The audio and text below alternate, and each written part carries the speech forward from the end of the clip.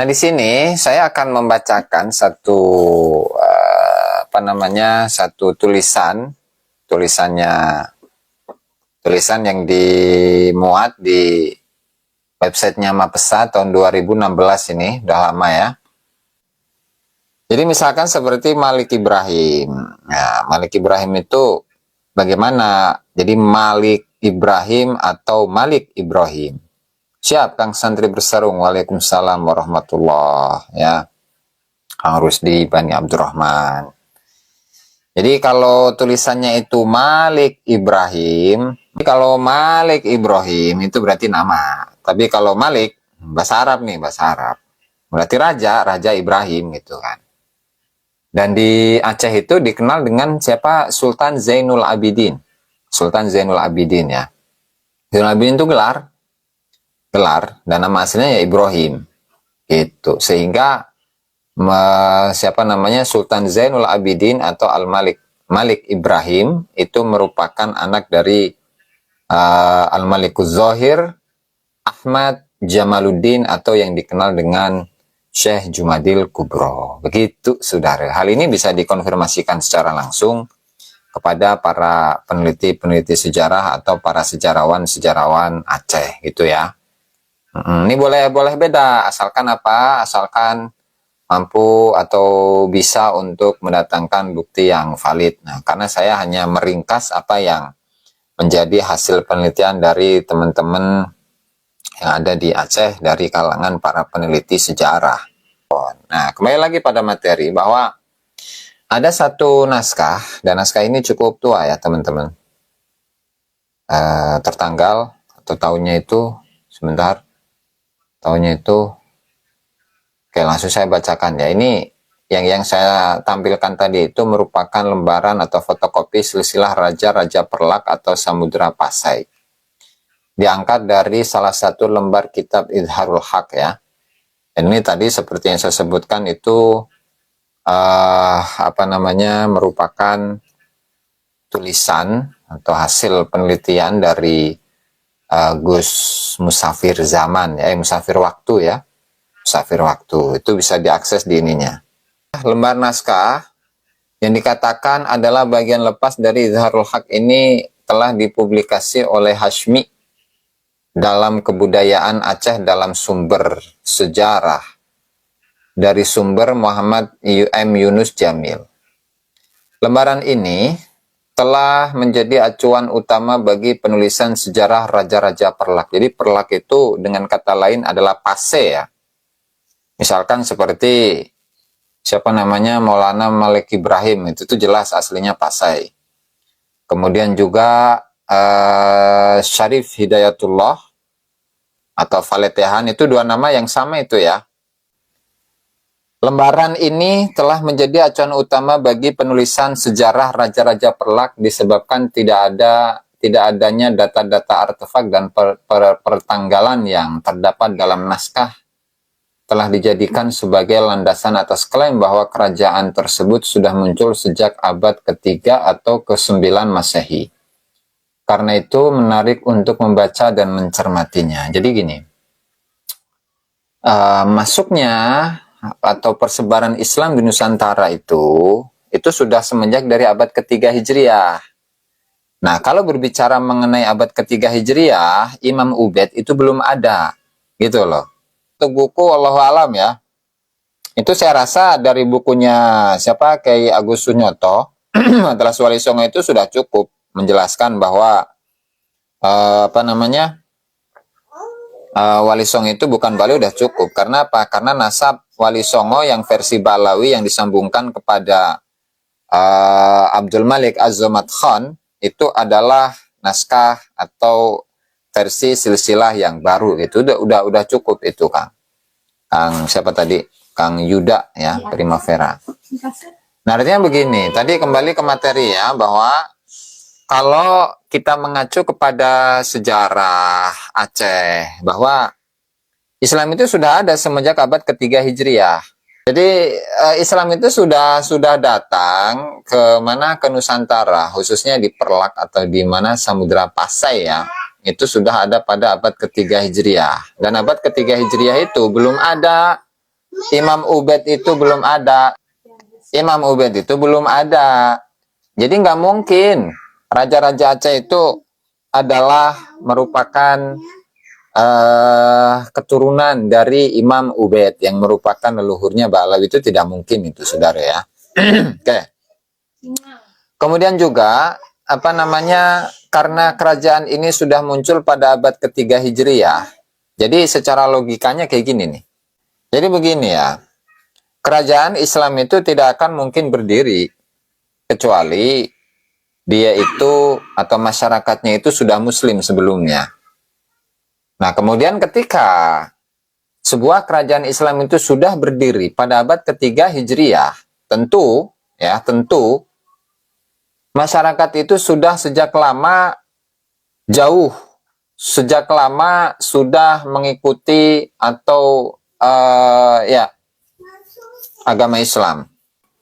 Nah, sehingga di sini kita lanjutkan ya penulisan dari Gus Musafir Waktu. Ini tulisannya beliau ini dengan mengutip tadi, memfotokopikan lembaran naskah manuskrip. Kemudian di situ ada silsilah raja-raja Perlak, ya. Kemudian beliau pun juga mengutip terjemahan yang dilakukan oleh M. Yunus Jamil.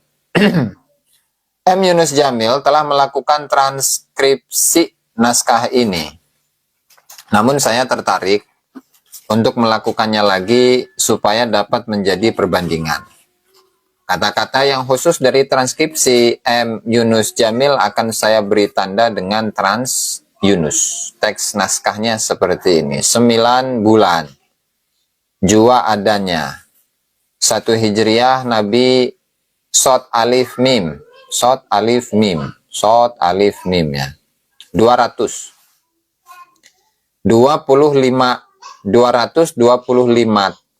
tahun pada tahun. Berarti tahun 225 Hijriah. Nah, 225 Hijriah itu ya Imam Ubaid belum ada. Jauh, belum ada Imam Ubaid ini. Kemudian kita lanjutkan. Pada hari Selasa maka naiklah Raja Sultan marhum Alauddin Sayyid Maulana Abdul Aziz. Ini Maulana Abdul Aziz Syah ini ya. Yang merupakan putra dari Ali Al-Kharis. Merupakan putra dari Muhammad Ad-Dibaj ya. Cari sendiri nanti ke atasnya ya. Abdul Aziz Syah Zillullah fil alam. Naungan Allah di muka bumi dan adalah lama dalam tahta kerajaan 24 tahun. Maka ia pun matilah ia pada hari Ahad 2 hari bulan Muharram pada waktu zuhur, intaha kalam, selesai pembicaraan. Oke, itu sudah kita ini tadi. Nah, jadi beliau itu wafatnya pada tahun berapa? 200 adalah lama dalam tahta 24 gitu ya. Oke, kita lanjut saja dengan tulisannya ya. Maka pada hijrah Nabi SAW 285 tahun pada hari Sabtu. Oh, atasnya belum. Maka pada hijrah Nabi 249 nih tahun, maka naiklah Raja Sultan Alauddin Sayyidin Maulana Abdurrahim Syah Zillullah fil alam, adalah ia lama dalam tahta kerajaan itu dan 25 tahun 6 hari. Maka matilah ia pada hari Jumat 7 hari bulan Rajab waktu zuhur, intaha kalam.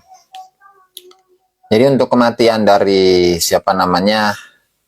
Sultan Abdul atau Sayyid Sultan Abdul Aziz Syah itu pada tahun berapa tadi? 225, ya kan? Kemudian diganti oleh anaknya nih, namanya Maulana Abdurrahim Syah, yaitu 249 wafatnya. Nah, kemudian selanjutnya adalah 285, dan itu adalah naiklah Raja Sultan Almarhum Alauddin Sayyidin Maulana Abbas Shah Dulullah fil Alam, 15 tahun. Nah, oke, kita catat nanti itu. Kemudian pada tahun 302, Raja Alauddin Sayyidin Maulana Ali Muqayyad Shah Dulullah fil Alam. Kemudian 300, 306 ya, itu meninggalnya. Kemudian 305 itu naiklah Raja Abdul Qadir Shah Alauddin Abdul Qadir Shah Johan ini. Kemudian 309 terus sampai ke bawah itu. Nah, artinya sudah sejak lama itu, mulai dari tahun 225 dan menjadi raja selama 25 tahun. Berarti sebelum tahun 200 Hijriah itu sudah ada Islam itu di Nusantara. Lalu oleh siapa? Apakah oleh Habib? Bukanlah, Habib belum ada saat itu, saudara ya. Yang kemudian ke bawahnya itu menurunkan siapa namanya, Sultan Al-Malikuz Zahir, yang beliau itu didatangi oleh siapa namanya, Ibnu Battuta pada tahun 700 tahun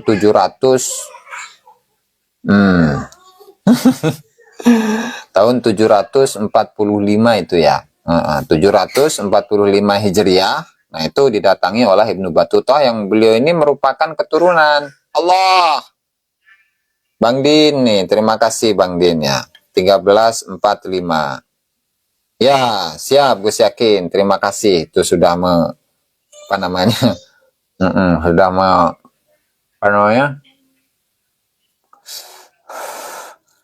mengkonversikan ke tahun Masehi ya.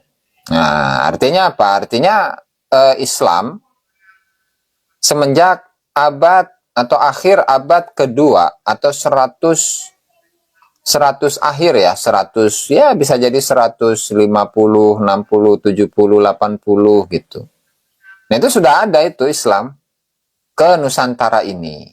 Itu amunisinya dari jenengan, biar saya yang perang. Saya kan prajurit tim Hore Panglima.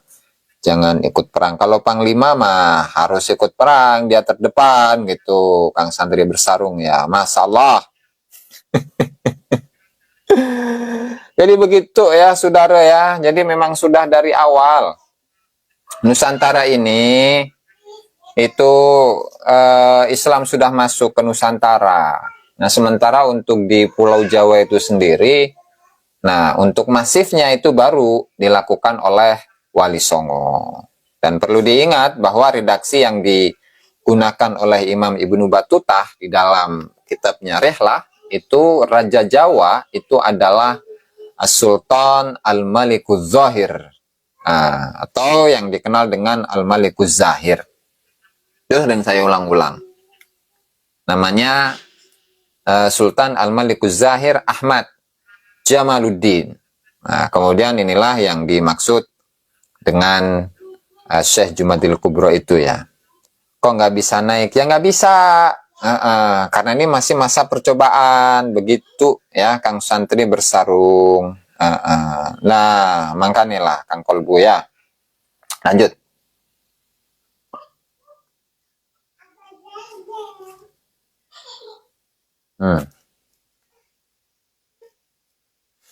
Halaman lepas, penyalinnya aku Penaron Gayo namanya. Halaman lepas daripada kitab Izharul Haq, silsilah Raja Perlak dan Pasai, namanya Abu Ishaq Al-Makaroni Al-Fasi. Jadi Fasi itu nisbatnya bukan kepada kota Fas ya, atau kota Fes di Maroko, bukan. Tetapi Al-Fasi itu adalah Pasai. Pasai. Coba-coba tar posit. Posit apa ini? Ya, gitu. Oke, ini ada beberapa catatan-catatan yang diberikan oleh siapa namanya, Gus Musafir Zaman ya dalam tulisannya ini. Satu, dalam naskah manuskrip sama sekali tidak tersebut nama kitab Izharul Haq, begitu pula tentang apapun keterangan yang menyatakan bahwa inilah silsilah raja-raja Perlak. Hanya saya pada tanggal 12 Maret 1953 hanya saya, Masehi ya, Yunus Jamil menuliskan keterangan di atas lembaran naskah bahwa inilah silsilah raja-raja Perlak yang disalin oleh Aku Penoron Gayo. Dan lembaran ini merupakan lembaran lepas dari Izharul Haq dan seterusnya. Mengenai siapakah Aku Penoron belum dapat diketahui dengan seksama. Satu.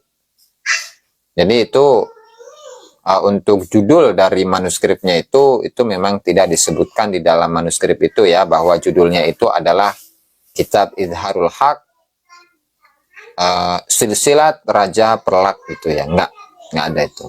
Oke, lanjut. Kedua, dalam naskah juga tidak ditemukan sama sekali pernyataan bahwa Abdul Aziz Shah adalah sultan pertama atau apapun keterangan semisal menyangkut hal tersebut. Bahkan sebelum baris-baris yang menyebutkan tentang kenaikan Abdul Aziz Shah ke tahta kerajaan, baris ke-4 sampai 6, terdapat baris-baris tulisan yang tampaknya juga menjelaskan tentang tarikh kematian seseorang sebelum Abdul Aziz Shah. Dengan demikian, penjelasan dalam lembaran ini merupakan sambungan penjelasan yang terdapat dalam lembaran sebelumnya. Nah, berarti Sultan Abdul Aziz Shah itu bukanlah sultan yang pertama kali yang naik tahta Kesultanan Pasai ya, atau Kesultanan Perlak itu. Enggak. Karena apa? Karena di situ dalam lembaran tersebut itu merupakan lanjutan ya dari lembaran-lembaran sebelumnya yang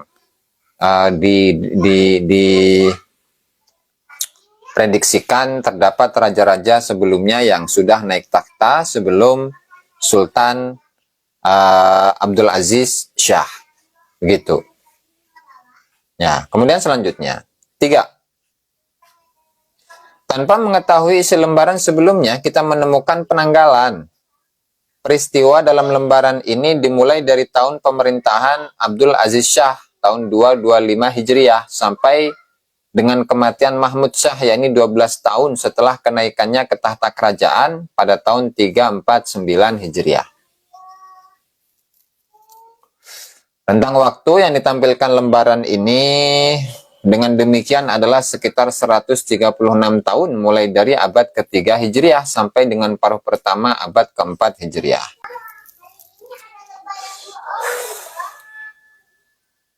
Rentang waktu udah tadi ya.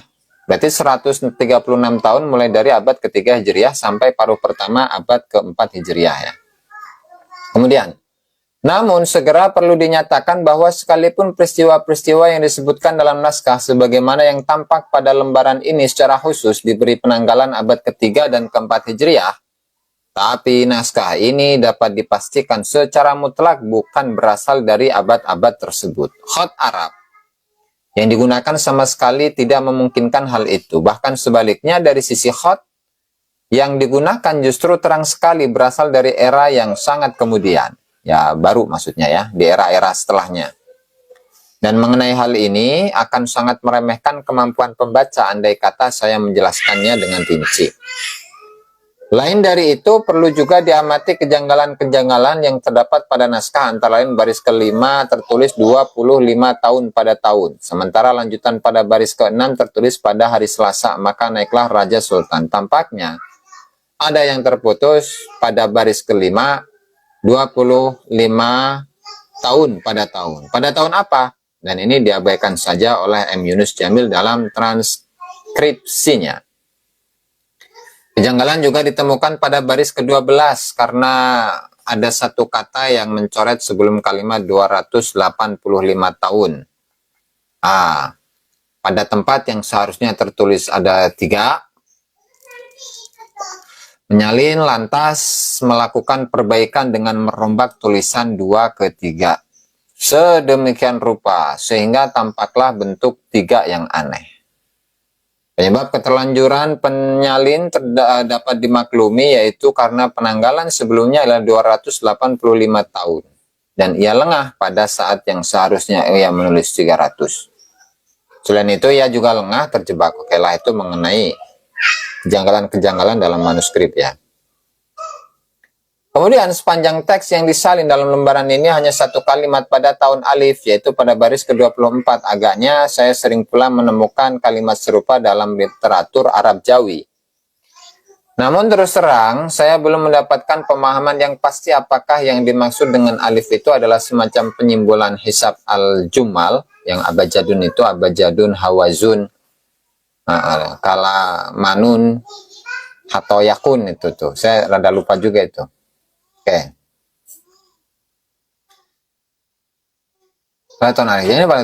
Yang demikian dimaksudkan. Oke. Yang keempat, sebuah kejanggalan lain yang kiranya terpaksa saya sebutkan secara khusus dan terpisah dari beberapa kejanggalan yang telah disebutkan adalah cara pemendekan atau penyingkatan kalimat salawat sallallahu alaihi wasallam dengan huruf shad, alif, mim. Bentuk kedua, huruf kedua memang sedikit aneh, namun saya menduga ini adalah alif. Oke, penyingkatan yang demikian dan sejenisnya lah. Ya.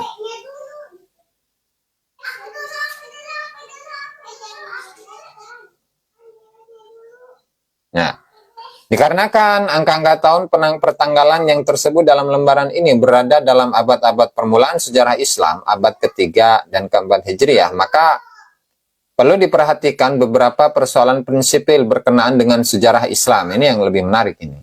Pertama, kapan pertama sekali dalam sejarah Islam bergelar sultan digunakan? Kedua, kapan gelar-gelar yang dibentuk dari sebuah kata yang diidofahkan kepada kata ad-din mulai populer dalam sejarah Islam seperti gelar Syamsuddin, Syahabuddin, Mu'izzuddin, Tajuddin, dan terutama lagi dalam konteks adalah gelar Alauddin. Dan ketiga, kapan pertama kali gelar Zilullah fil Alam digunakan dalam sejarah Islam? Di sini akan dijawab secara ringkas. Luasnya dapat dirujuk ke al-alqab al-islamiyah fit tarikh wal watha'iq wal athar. Gelar-gelar Islam dalam sejarah, arsip dan benda-benda purbakala oleh Hasan al-Basha 1989 serta beberapa kepustakaan lainnya. Ya. Lanjut. Gelar sultan pertama sekali digunakan oleh para pembesar negara pada masa Khalifah Harun ar-Rasyid 170 sampai 192 Hijriah atau 786 sampai 809 Masehi. Ketika ia memberikan gelar tersebut kepada Khalid bin Marbak, gelar sultan pada masa itu hanya merupakan sebuah gelar kebesaran yang khusus. Gelar ini kemudian digunakan oleh raja-raja dari timur yang punya pengaruh besar terhadap khalifah semisal Bani Buwai 334 sampai 447. Nah, Bani Buwai inilah yang kalau di Mesir itu disebut dengan dinasti Fatimiyah atau dinasti Bani Ubaid. Begitu saudara. Lanjut. Bueh. Dan setelah itu barulah menjadi gelar bagi penguasa-penguasa wilayah Islam yang memerintah secara merdeka untuk membedakan antara mereka dengan para penguasa yang berada di bawah perlindungan atau taklukan. Dengan demikian, gelar sultan baru populer setelah kemunculan dinasti Buwai pada abad keempat dan kelima Hijriyah. Gelar yang dibentuk dari kata yang diidofahkan kepada ad-din merupakan gelar kehormatan yang mulai dipopulerkan dan menyebar luas pada masa Atabik. Dinasti yang dibangun Imaduddin Zangki bin Sungkur dari Mosul pada 522 Hijriah atau 1128 Masehi. Seperti Zahiruddin, Syahabuddin, Muzaffaruddin. Dan gelar Alauddin merupakan gelar yang banyak sekali digunakan antara lain untuk Sultan Alauddaulah Waddin, Kai Qubat bin Kai Khosrow yang wafat pada 634 Hijriah atau 1237 Masehi. Sementara gelar zilalullah fil alam secara khusus, yakni bukan zillullah fil ard atau lain semisalnya, maka telah disebutkan untuk Sultan Alauddin Abi Qoyqubat pada prasasti bangunan bertarikh 629 Hijriah atau 1232, dan prasasti ini tampaknya merupakan prasasti paling awal yang menyebutkan seorang sultan bergelar zillullah fil alam. Lanjut. Dari itu semua dapat difahami dengan terang bahwa adalah suatu hal yang sama sekali tidak masuk akal jika gelar-gelar tersebut sudah digunakan di Perlak, bahkan di kawasan Asia Tenggara secara keseluruhan. Dalam abad ketiga dan keempat Hijriah mendahului penggunaannya di kawasan Timur Tengah, sedangkan peradaban Islam jelas-jelas datang dari sana. Lantas, bagaimana naskah ini? Apakah sepenuhnya palsu dan tidak punya arti apa-apa? Jika kita bersikeras untuk mempertahankan bahwa nama-nama penguasa yang disebut dalam naskah ini adalah para sultan abad ketiga dan keempat Hijriah, maka kita terpaksa menyatakan bahwa naskah ini sama sekali tidak memuat kebenaran apapun dan mesti disingkirkan. Namun, jika kita dapat mengusulkan sementara sebelum ditemukan bagian lain dari naskah manuskrip ini bahwa pertanggalan yang benar adalah tahun-tahun setelah 1000 Hijriah, hijrah Nabi Muhammad SAW, maka kandungan naskah ini masih mungkin untuk dibenarkan dan berpeluang menjadi sumber sejarah. Ya, oke. Usulan tersebut menjadikan pertanggalan kenaikan para sultan ke tahta kerajaan adalah sebagai berikut. Sultan marhum Alauddin Sayyid Maulana Abdul Aziz Shah Dirullah fil Alam, tahun 1225 Hijriah atau 1810. Sultan Alauddin, dan seterusnya lah ke bawah itu ya. Pertanyaan yang muncul kemudian, apakah ialah siapakah mereka dan di manakah mereka memerintah? Dari dalam naskah tidak ditemukan keterangan apapun tentang itu, tidak untuk Perlak maupun lainnya. Atas dasar beberapa asumsi dikantongi sekarang, kiranya perlu diusulkan untuk membuka penyelidikan dan pengkajian yang lebih luas tentang negeri Pedir. Tampaknya naskah ini berasal dari sana. Dimohon komentar sejarawan Bapak Nabhani AS. Nah, itu ya. Itu yang disusun oleh Musafir Zaman. Nah, artinya kalau memang naskah ini benar, berarti di sana atau bisa atau layak untuk menjadi sumber sejarah, maka memang pertama kali Islam masuk ke Nusantara ini adalah pada abad kedua Hijriah. Begitu, saudara. Dengan adanya sejarah yang banyak di mana ditemukan bukti-buktinya di Aceh gitu ya dan sekitarnya, kemudian juga dari beberapa banyak tulisan-tulisan serta bukti-bukti artefak, bukti-bukti nisan-nisan yang sangat tua. Dan perlu diketahui bahwasanya Sultan Abdul Aziz Shah ini yang merupakan Sultan Aceh, Sultan Perlak atau Samudra Pasai itu sudah ada pada abad ketiga Hijriah. Tentu ini sudah bisa menjadi bukti bahwasanya Islam itu memang sudah ada pada abad-abad ke akhir ya, akhir kedua Hijriah itu sudah ada di sana, bahkan sampai bahwa Islam itu sudah sampai di sana pada pertengahan abad kedua Hijriah, begitu. Nah, hasil tes DNA yang dilakukan pada Suka TV pada Khabib ternyata G. Ya sudah, berarti kalau haplogrupnya G ya mustahil jadi Dzurriyyah Rasul kan gitu. Selesai kan? Ya, itu sedikit ya mengenai naskah Izharul Haq yang merupakan karya dari Abu Ishaq Al-Makarani Al-Fasi dari Pasai, bukan dari kota Fes, Maroko ya, bukan. Nah, memang kalau kita itu melihat beberapa inskripsi-inskripsi yang tersebar di beberapa mana itu bukunya? Kearifan lokal, sebentar ya.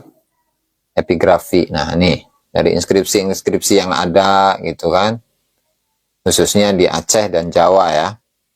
Ini mungkin akan saya tampilkan. Nah, itu inskripsinya ya.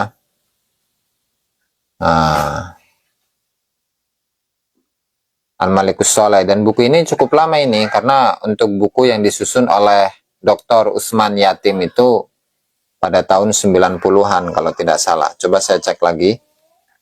Ini berjudul Epigrafi Islam yang terawal di Nusantara. Ya. Sebuah lagi proyek Dharma Cipta. Karya dari Dr. Usman Muhammad Yatim dan Abdul Halim Nasir. Oke, tahun berapa ini? 90 ini, tahun 90. Oke. Kita langsung ke inti. Halaman berapa tadi? 33 ya.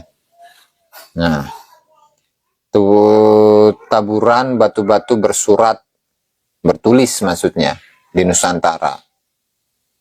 Ya.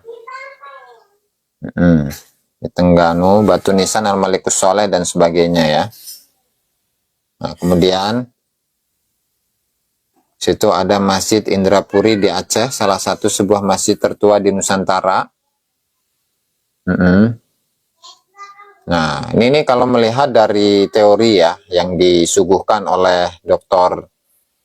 Usman Yatim, bahwa Islam datang ke Nusantara dari tanah Arab, sama ada secara langsung dari tanah Arab melalui Persia.